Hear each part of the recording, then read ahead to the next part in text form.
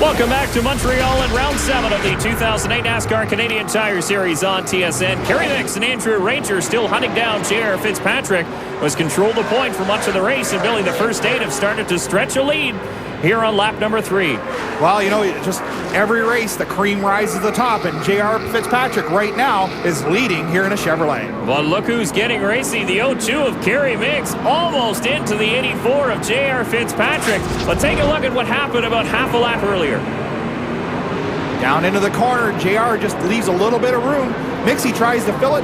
No harm, no foul. And also a little bit earlier on, you see the 56 of Joey McComb at the front windshield of Trevor Siebert as McComb goes around.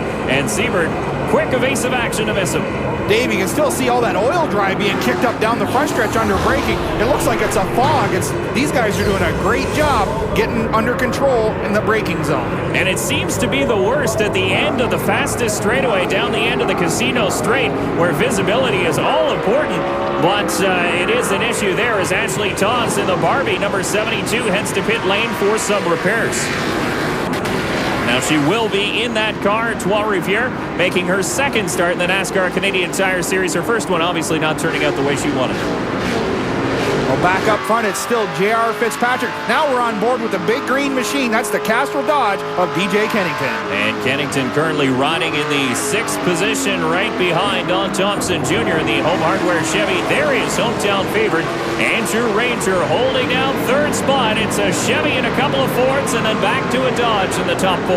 I can't help but watch these two cars racing for position and think about the wild finish we had last year. Interesting to note, too, both Kennington and Thompson are chasing Scott Steckley in the points. They're also chasing that 22 car on the racetrack in the early going here in Montreal. Well, that 22 car is been stout all year long. No mechanical issues. He's not had, as I said in the opening, his worst finish has been a 4th, and that thing is strong down the straightaway. And he did pick up an associate sponsorship. The Schick Company also on board the 22 as the 23 takes a look underneath the 9. And that is a battle for 10th spot, and here comes the 19 of Brad Graham underneath the 25, so a couple of Lapceviches dicing up, and for 13th spot for the 19 of Brad Graham. Well, Brad Graham's just doing a great job the last couple road races. He's just getting comfortable now. They were not his favorite races of the year, but now he's got a good car under him, getting some confidence, and he's starting to prove himself.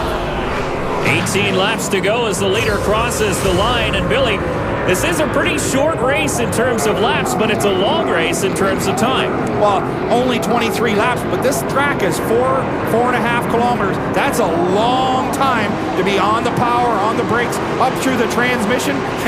And it looks like Kerry wants that top spot. Kerry Mix pushing the 84 of J.R. Fitzpatrick. He backed off just enough to allow a run for the 27 of Andrew Ranger, where Ranger couldn't quite complete the pass, so the top 3 stays the same.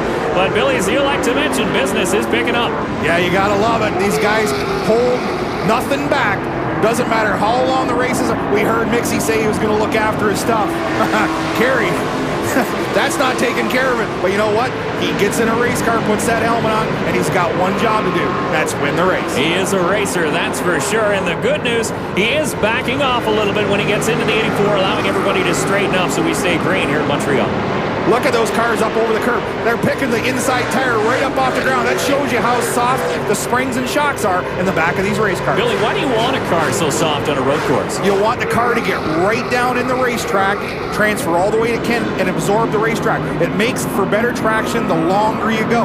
You put a stiff car underneath it for qualifying, so you just burn the tires up and be done with it. Trouble for one of our Rookie of the Year contenders, Jason White, in the A&W Cruise in the Dub, number 21. He's off in corner number 1.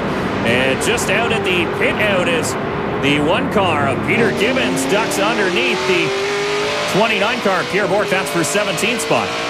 Well, Peter Gibbons has got to be having a hard time seeing out over that hood. But one thing about it, Peter Gibbons can drive a bad car just as good as a good one. And he's moved up from 32nd position, but just a side note on the 29 of Pierre Bourque, brought a new sponsor to Montreal, Mohawk Internet Technology. So the leader continues to be J.R. Fitzpatrick. The NASCAR Canadian Tire Series once again roaring in Montreal, and we welcome back all the viewers to TSN. The 84 Monte Carlo of J.R. Fitzpatrick has shown the way here in the Napa 100, but now it's the 27 of Andrew Ranger is up to second after getting around the 02 of Kerry Mix. Well, it's now a 6-car train. JR's pulling the train. And the 2 cars running 7th and 8th, Robin Buck and Alex Tagliani, not too far behind. So as soon as these top 6 starts dicing it up, those guys will catch up pretty quickly.